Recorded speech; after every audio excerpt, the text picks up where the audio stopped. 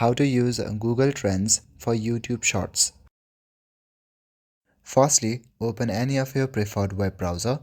After that, go to the search bar on the top and search for Google Trends. From the search results, click on the first link that appears.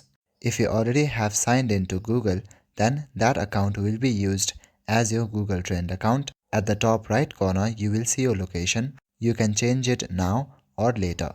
If you have a specific topic in your mind that you want to search, then you can type in here. Go to the Explore page from the top panel. Now generally you will see all the trending topics right here. You can make the search worldwide or you can select any other locations. If you have your target audience in United States, then you can simply search for United States. To make it most relevant, make sure that you select past 7 days.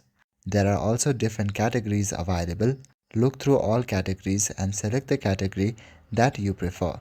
Now this is the most important thing, so make sure that you select YouTube search right here. This will give you the exact YouTube search that are trendings. Now you can select any of these topics and make your videos. If you want to see the most trending topics, then go to trending now and you can select accordingly. So by using Google Trends, you can make trending shorts on YouTube. That's all for today. Thank you.